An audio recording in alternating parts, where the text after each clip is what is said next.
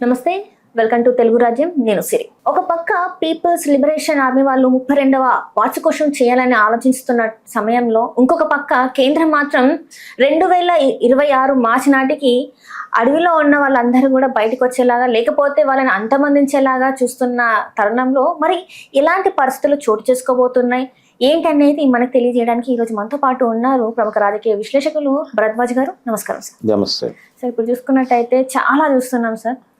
మన రీసెంట్ టైమ్స్లో చూసుకుంటే హిడ్మా గారి ని కూడా ఎలా ఎన్కౌంటర్ జరిగిందో మనం చూసాము. సో ఇలాంటి తరుణంలో పీపుల్స్ లిబరేషన్ ఆర్మీ వాళ్ళు 32వ వార్షికోత్సవం చేయాలని చెప్పేసి వాళ్ళు అనుకుంటున్నారు. ఇప్పుడు మరి ఇక్కడ చూస్తే మార్చి నాటికేమో అంతా మొత్తం చేసేయాలి, క్లీన్ చేసేయాలని చెప్పేసి ఏమో కేంద్రం ఆలోచిస్తుంది. సాధ్యమవుతుంది అంటారా సార్? మరి అసలు ఈ ఆలోచన అన్ని అసలు చాలా ఆపోజిట్ గా ఉన్నాయి కదా సార్, మరి ఎలా అంటారు? అంటే కేంద్ర ప్రభుత్వం ఒక విధానంగా ప్రకటించింది. విధానంగా ఎందుకు ప్రకటించింది అంటే కార్పొరేట్ సంస్థలకి వాళ్ళు ఈ దేశపు అడవుల్ని రాసిస్తాము అని చెప్పి ఒక వాగ్దానం చేస్తున్నారు. చేసిన వాగ్దానం నుంచి వెనక్కి వచ్చే పరిస్థితి లేదు. అడవుల్లోకి వెళ్తే అక్కడ ఆదివాసీల్ని వెకేట్ చేయించాలి. వెకేట్ చేయించడానికి అడ్డంకిగా ఉన్నది అక్కడ మావోయిస్టులు, కాబట్టి వాళ్ళని కూడా వెకేట్ చేయించాలి. అడవుల నుంచి ఆదివాసీల్ని, అలాగే ఇప్పుడు 32వ వార్షికోత్సవం జరుపుకుంటున్నాము అని ప్రకటించినటువంటి పీపుల్స్ లిబరేషన్ గెరిల్లా ఆర్మీ, ఈ ఆర్మీని కూడా వెకేట్ చేయించాలి అడవుల నుంచి. అంటే ప్రజా సైన్యం పేరుతో వీళ్ళు ఏర్పాటు చేసిన దళాలని కూడా బయటకు పంపాలి. అందుకని ఈ దళాలని బయటకు పంపటం అనే ప్రోగ్రాంలో భాగంగానే వీళ్ళని టార్గెట్ చేసి చంపేస్తున్నారు. ఈ చంపేస్తూ లొంగిపోండి, రెండే మార్గాలు. లొంగిపోతారా చచ్చిపోతారా తెలుసుకోండి. మేము వెకేట్ చేయించడం అనేది మా ప్రోగ్రాం, మీరు డిసైడ్ చేసుకోండి. మేము డిసైడెడే. మేము మా వాగ్దానాన్ని నిలబెట్టుకోవడం కోసం మార్చి 26వ తారీఖు లోపు మిమ్మల్ని క్లియర్ చేస్తాం. ఎందుకంటే మార్చి 31 అనేది అకౌంట్ సెటిల్మెంట్ డేట్. అందుకని ఆ రోజులోపు మీ అకౌంట్ సెటిల్ చేస్తాం. సో మీరు సరెండర్ అయిపోతారా లేకపోతే చచ్చిపోతారో తెలుసుకోండి. సరెండర్ అయిపోవటం అంటే మీ పార్టీని షట్ డౌన్ చేయటం, అంతకుమించి వేరే ప్రోగ్రామ్ ఏం లేదు. మీరు ఇప్పుడు కొంతమంది బయట వ్యక్తులు మాట్లాడుతున్నారు, అంటే పార్టీ పట్ల అభిమానం ఉన్నవాళ్లే, మావోయిస్టు పార్టీ పట్ల ఏదో మేరకు సింపతి ఉన్నవాళ్లే, వాళ్ళు ఏం మాట్లాడుతున్నారంటే సాయుధ పోరాట విరమణ అని ప్రకటించేసి పార్టీ తన్ని తాను లీగలైజ్ చేసుకోవచ్చు కదా అంటున్నారు. లీగల్ ఏరియాలో అడ్మిట్ చేస్తుందా లేదా అనేది ప్రభుత్వం మాట్లాడట్లేదు. వాళ్ళు చర్చల ప్రస్తావన చేశారు గతంలో, దాన్ని ఆమోదించలేదు, కనీసం రియాక్ట్ కాలేదు. మీరు చర్చలు అంటున్నారు, చర్చలు కాదు, మీరు బయటకు వచ్చి పని చేయండి. బయటకు వచ్చి పని చేసినా వాళ్ళు అదే చేస్తారు. ఇప్పుడు బయటకు వచ్చిన తర్వాత వాళ్ళు ఏం చేస్తారు? ప్రజలకు జరిగే అన్యాయాలను ప్రశ్నిస్తారు. అంటే అట్లా ప్రశ్నించొద్దా సార్? ప్రశ్నించకూడదు అనేది వాళ్ళ ప్రోగ్రాం. ప్రశ్నించే తత్వాన్ని చంపేయటం కోసం ప్రోగ్రాం. ప్రశ్నించే తత్వాన్ని చంపేయటం అంటే మావోయిస్టు పార్టీ సాయుధ పోరాట విరమణ అంటే సంతృప్తి పడే పరిస్థితుల్లో కేంద్ర ప్రభుత్వం లేదు. టోటల్గా వాళ్ళ రాజకీయ కార్యాచరణ ఆపేస్తామని చెబితే అంగీకరిస్తుంది. అంటే బయటకు వచ్చి ఒక సామాన్యుడు ఎలా అయితే బ్రతుకుతున్నాడో అట్లానే వాళ్ళ జీవనం కొనసాగించాలి, అలాగే బతకాలి. బయటకు వచ్చి మేము మళ్ళీ పార్టీ పెట్టుకుంటాము, ఇదే ప్రకారం మేము పనిచేస్తాము, మీరు పేదల దగ్గర భూములు తీసుకుంటే మేము వచ్చి అక్కడ గొడవ చేస్తాము అంటే కుదరదు. మీరు పూర్తి స్థాయిలో షట్ డౌన్ అయిపోండి అని చెప్పడం ప్రభుత్వ ఉద్దేశం. సాయుధ పోరాట విరమణ అనేది ఇష్యూనే కాదు. ఆ మాట చెబితే వాళ్ళు ఏదో బయటకు వచ్చి పార్టీ పెట్టుకోవడానికి అవకాశం కల్పిస్తారేమో అనే భ్రమ కల్పిస్తున్నారు, కానీ అది తప్పు. బయట అనేక కమ్యూనిస్ట్ పార్టీలు ఉన్నాయి. సిపిఐ ఉంది, సిపిఎం ఉంది, న్యూ డెమోక్రసీ ఉంది, రెడ్ ఫ్లాగ్ అనే పేరుతో ఒక ఆర్గనైజేషన్ ఉంది, ఇలా ఉన్నాయి. వీళ్ళందరూ కూడా ఒక రకంగా భయపడుతున్నారు. ప్రస్తుతానికి కాంగ్రెస్ పార్టీతో సహా ఈ భయం ఉంది. ప్రస్తుతం ప్రశ్నిస్తున్న వాళ్ళని చంపేయటం అనే ప్రోగ్రాం మావోయిస్టులతో మొదలైంది. వాళ్ళ తర్వాత వాళ్ళకి సపోర్ట్ చేస్తున్నటువంటి అర్బన్ నక్సల్స్ని కూడా చంపేస్తారు. ఆ మాట కూడా బయటకు వచ్చింది. ఇప్పుడు ఉన్న వాళ్ళ మీద కూడా వాళ్ళు కూడా టార్గెటెడ్ లిస్ట్ లో ఉన్నారని చెప్పేసి కూడా ఒక వార్త అయితే వినిపిస్తుంది. లిస్టులు ప్రిపేర్ అయిపోయినాయి అంటున్నారు. ఆ లిస్టుల్లో పేర్లు కూడా బయటకు వస్తున్నాయి. హరగోపాల్ లాంటి వాడు కూడా ఆ లిస్టులో ఉన్నాడు అని మాట్లాడుతున్నారు. ఇది నడుస్తోంది ఓవైపు. అయితే వాళ్ళ తర్వాత నెక్స్ట్ టార్గెట్ మేమే అని ప్రతి ఒక్కళ్ళు అనుకుంటున్నారు. సిపిఐ అలాగే అనుకుంటోంది, సిపిఎం అలాగే అనుకుంటోంది, న్యూ డెమోక్రసీ అలాగే అనుకుంటోంది, రెడ్ ఫ్లాగ్ అలాగే అనుకుంటోంది. ఇటువంటి కండిషన్ ఉంది. అంటే పని చేసే వాళ్ళకి పని చేయలేని కండిషన్స్ ఉన్నాయి అనేది అర్థమవుతోంది. పని చేయలేని పరిస్థితి ఉందనేది పని చేస్తున్న వాళ్ళకి అర్థమవుతోంది. అందుకని ఈ భయంతో వాళ్ళు ఒక ఐక్య సంఘటన ఏర్పాటు చేయాలి అని ప్రయత్నాలు చేస్తున్నారు. ఈ డిసెంబర్ నెలకి ముందు నవంబర్ నెలాఖరులో 2 సమావేశాలు జరిగాయి. ఒకటి సిపిఐ ఆఫీస్లో జరిగింది, రెండోది సుందరయ్య విజ్ఞాన కేంద్రంలో జరిగింది. ఈ 2 సమావేశాల్లోనూ అన్ని కమ్యూనిస్టు పార్టీల నాయకులు పాల్గొని మనందరం కలిసికట్టుగా ఈ ప్రమాదాన్ని ఎదుర్కోవాల్సిన అవసరం ఉంది అని తీర్మానాలు చేసుకున్నారు.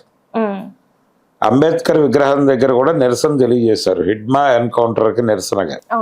ఎందుకు వీళ్ళందరూ దగ్గరగా వస్తున్నారు? మొన్నటిదాకా కొంచెం దూరంగా ఉన్నటువంటి సిపిఎం పార్టీ కూడా ఇప్పుడు అన్ని పార్టీలతోనూ కలుస్తోంది, అందరినీ కలుపుకుని పెడుతోంది, మాట్లాడుతోంది. ఎందుకు అంటే ఇది అయిపోయిన తర్వాత నెక్స్ట్ టార్గెట్ మనమే కావచ్చు అనే భయమే. ఈ భయం అన్ని పార్టీలతో పాటు కాంగ్రెస్ పార్టీలో కూడా ఉంది. వాళ్ళు కేంద్ర ప్రభుత్వం చాలా స్పష్టంగా ఈ దేశాన్ని కార్పొరేట్లకు అప్పచెప్పడానికి ఎవరు వ్యతిరేకించినా, ప్రజల తరఫున ఎవరు మాట్లాడినా వాళ్ళని క్షమించము అనే పద్ధతిలో వ్యవహరిస్తోంది. అందులో భాగంగా మెజారిటీ రాజకీయ నాయకుల్ని కొనేస్తున్నారు. ఈ లొంగిపోతారా చచ్చిపోతారా అనే నినాదం కేవలం మావోయిస్టులకి మాత్రమే కాదు, అన్ని రాజకీయ పార్టీలకి వర్తిస్తుంది. అంటే అన్ని రాజకీయ పార్టీలకి ఎట్లా అంటారు సార్? కాంగ్రెస్ పార్టీకి కూడా ఈ బెదిరింపు ఉంది. లొంగిపోతారా, లొంగిపోయి కొనుగోలు అంటే అమ్ముడు పోతారా నాశనం అయిపోతారా అనే పద్ధతిలో అక్కడ ఒక నినాదం ఉంది. రాహుల్ గాంధీ గారు ఈ మధ్య ఆ విషయాన్ని ఓపెన్ చేశాడు.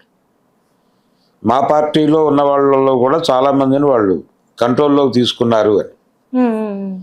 అందుకని సిడబ్ల్యూసి మీటింగ్లో మాట్లాడటానికి కూడా నాకు భయం వేస్తోంది అన్నాడు ఆయన. అంటే కోవర్ట్ ఆపరేషన్ మా పార్టీలో జరగచ్చు అనే భయాలు కలుగుతున్నాయి నాకు అని ఆయనే చెప్పుకున్నాడు. ఇది పరిస్థితి. ఈ కండిషన్లో ఇప్పుడు వీళ్ళు 32వ వార్షికోత్సవాలు జరుపుతున్నారు. ఈ పరిస్థితుల్లో ఇప్పుడు వీళ్ళు 32వ వార్షికోత్సవాలు అనే పేరుతో జరుపుతున్నారు.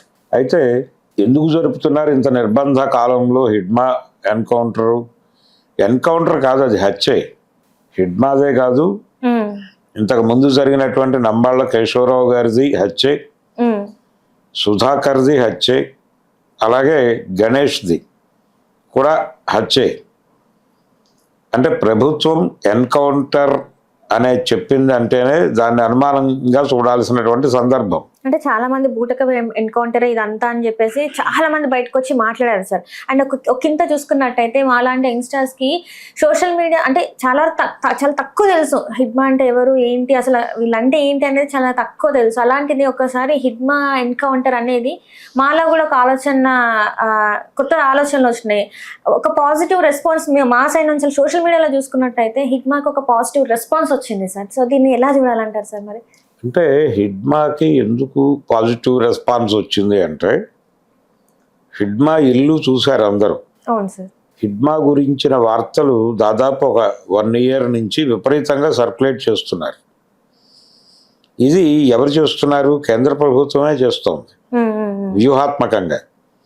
మనం అతి త్వరలో ఇతను టార్గెట్ చేసి చంపేయబోతున్నాం కాబట్టి ఇతను పరమ దుర్మార్గుడు అనే విషయాన్ని జనాల మెదళ్లలో నాటాలి అనే ఉద్దేశంతో అతను 70 మంది పోలీసులను చంపాడు. 200 మంది పైగా అతను వలన చనిపోయారు. ఇలాంటి నెరేటివ్స్ అన్ని కల్పిస్తూ అతన్ని చాలా ఇలాంటి భయంకరుడు అలాంటి భయంకరుడు అని అతను ఇక్కడ తప్పించుకుని 200 కిలోమీటర్ల అవతల ఇమ్మీడియట్గా ప్రత్యక్షం కాగలడు. ఇలాంటి కల్పనలతో కూడిన కథనాలన్నింటినీ జనాల బుర్రల్లోకి ఎక్కించారు.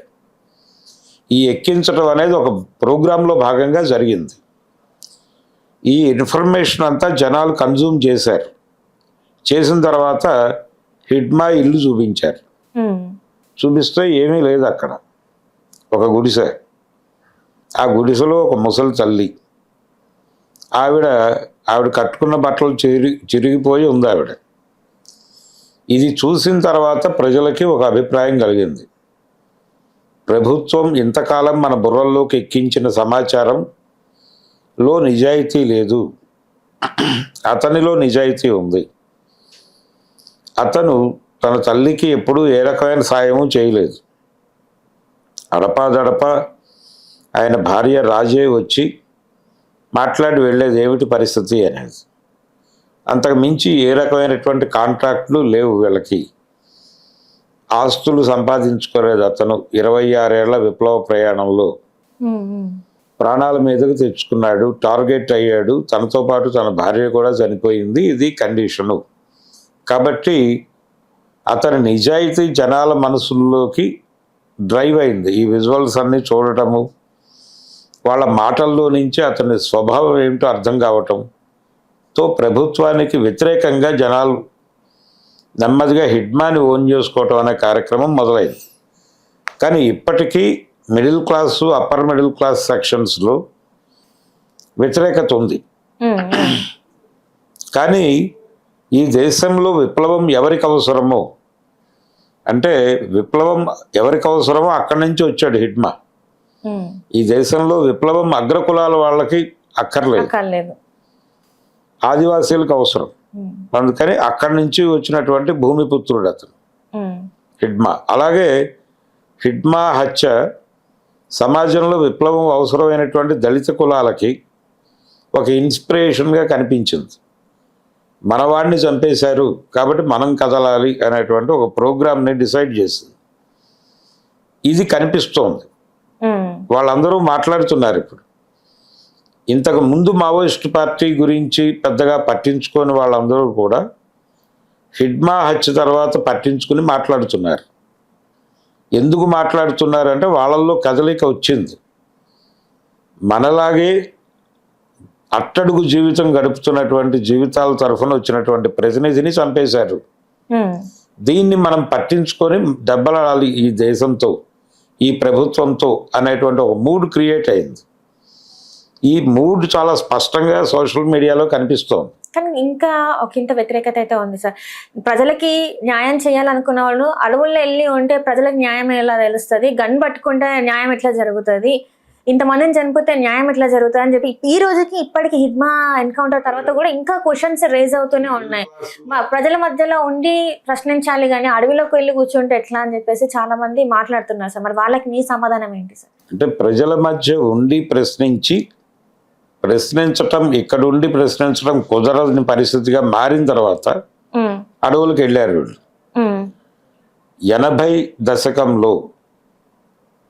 దశకం ప్రారంభంలో ఆంధ్రప్రదేశ్ ఉమ్మడి రాష్ట్రంలో అన్ని ప్రాంతాలలోనూ రాడికల్ విద్యార్థి సంఘం, రాడికల్ యువజన సంఘం, అలాగే రైతు కూలీ సంఘం, విప్లవ రచయితల సంఘం, ఈ సభలు సమావేశాలు రెగ్యులర్గా జరుగుతూ ఉండేవి ఓపెన్ డొమైన్లోనే. ఆ పరిస్థితుల్లో మరి బయట పనిచేశారుగా వాళ్ళు తుపాకులు లేకుండానే. 77లో కొండపల్లి సీతారామయ్య గారు మేము తుపాకులు ఆపేస్తున్నాం, సాయుధ పోరాట తాత్కాలిక విరమణ అన్నాడు ఆయన. అని బయటకు వచ్చేసి లీగల్ పోరాటాలు చేసే ప్రయత్నం చేశారు. గో టు విలేజ్ క్యాంపెయిన్ చేశారు. గ్రామాలకు తరలి గ్రామాలలో ఉన్న ఉత్పత్తి సంబంధాలు ఏమిటి అనేది అధ్యయనం చేసి దాన్ని ప్రపంచం ముందు ఉంచారు. ఆయన చెప్పడం వదిలేసిన విషయం ఏంటంటే భారతదేశంలో కులమే వర్గంగా ఆపరేట్ అవుతోంది కాబట్టి ఇక్కడ కుల పోరాటం జరగాలి కానీ వర్గ పోరాటం అనేది కుల పోరాట రూపంలో జరగాలి అని స్పష్టంగా చెప్పలేదు ఆయన. ఈ మొత్తం వివరించాడు. వివరించి ఇక్కడ వర్గ పోరాటం జరగాల్సిన అవసరం ఉందని కంక్లూడ్ చేస్తాడు. ఆ సందర్భంగా వాళ్ళు ప్రజల్లోకి వెళ్ళారు, ప్రజలతో మాట్లాడారు, భూ పోరాటాలు చేశారు, భూ ఆక్రమణలు జరిగినాయి, భూస్వాముల భూములు ప్రభుత్వ భూములు ఆక్రమించుకున్నారు. ఆ భూస్వాముల తరఫున పోలీసులు వచ్చి దాడులు చేశారు, హత్యలు చేశారు. ఆ పోలీసుల్ని అడ్డుకోవటం కోసం వీళ్ళు తుపాకులు పట్టుకుని అడవికి వెళ్ళారు. ఇంద్రవెల్లిలో ఒక సభ జరిగింది. ఆదిలాబాద్ ఇంద్రవెల్లిలో ఆదివాసులతో మాట్లాడుతున్నారు వీళ్ళు. సీతారామయ్య గారు వీళ్ళందరూ ఉన్నారు అక్కడ. ఆ రోజున అంజయ్ గారి ప్రభుత్వం కాల్పులు జరిపింది అక్కడ. ఆ రోజు వాళ్ళ దగ్గర ఏమీ ఆయుధాలు లేవు. వాళ్ళు సభ పెట్టుకున్నారు, పోడు భూములు స్వాధీనం చేసుకోవాలి అనేటువంటి ఒక అభిప్రాయంతో మాట్లాడుకుంటున్నారు. దాని మీద దాడి చేసి అనేక మంది గిరిజనులను చంపారు. అలాగే జగిత్యాల జైత్రయాత్ర అని జరిగింది. భూస్వాముల భూముల్లోకి తర్వాత ప్రవేశించారు కానీ ముందు ప్రభుత్వ పోరంబోకు భూముల్లోకి వెళ్ళారు. అనేక ప్రాంతాల్లో ఇళ్ళు లేనటువంటి వాళ్ళని పోగేసి ప్రభుత్వ పోరంబోకు భూముల్లో గుడిసెలేసి వాటికి పట్టాలు ఇవ్వాలని గొడవ చేశారు. ఈ సందర్భాలన్నిట్లోనూ ఆ భూములు అనుభవిస్తున్నటువంటి భూస్వాములు కావచ్చు, పొలిటీషియన్స్ కావచ్చు, వీళ్ళ కదలికని ఇబ్బందికరంగా చూశారు. చూసి దాడులు చేయించారు పోలీసులతో. వాళ్ళ తరఫున పోలీసులు వీళ్ళని చంపారు. చంపిన తర్వాత తమని తాము కాపాడుకోవటం కోసం ఆయుధాలు పట్టుకున్నారు. ఆయుధాలు పట్టుకుని ఇక్కడ తిరగటం కుదరదు కాబట్టి అడవులకి వెళ్ళి అక్కడ ఉన్నారు. పీడిత ప్రజల తరఫున కూడా సైన్యం ఉండాలి కదా. ఇప్పుడు ఇక్కడ దోపిడీ చేస్తున్నటువంటి వాళ్ళ తరఫున ఈ సైన్యాలు ఉన్నాయి, ఈ పోలీసు బలగాలు ఉన్నాయి. మరి వీళ్ళ చేత దోపిడీకి గురవుతున్నటువంటి వాళ్ళకు కూడా సైన్యం కావాలి కదా వీళ్ళని ఎదిరించాలంటే. ఆ సైన్యమే ఇప్పుడు చెప్పుకుంటున్నటువంటి ప్రజా విముక్తి సైన్యం, ప్రజా విముక్తి గెరిల్లా సైన్యం. దాని 32వ వార్షికోత్సవాలు ఇప్పుడు జరుపుతున్నారు. 2వ తారీఖు నుంచి 8వ తారీఖు వరకు, డిసెంబర్ 2 నుంచి 8వ తారీఖు వరకు. అంటే ఈ రోజు మొదలై 8వ తారీఖు వరకు జరుపుకోమని పిలుపునిచ్చారు వాళ్ళు. ప్రజాయుద్ధం అవసరం ముగిసింది అని మాట్లాడుతున్నారు కానీ ప్రజలలో ఇప్పటికీ అన్రెస్ట్ ఉంది. లిబరలైజ్డ్ ఎకానమీ మన జీవితాల్లోకి వచ్చాక, మార్కెట్ ఎకానమీ మన జీవితాల్లోకి వచ్చాక ప్రతి ఇంట్లోనూ పిల్లల్లో విపరీతమైన అంబిషన్స్ పెరిగిపోయినాయి, కోరికలు పెరిగిపోయినాయి. ఒకప్పుడు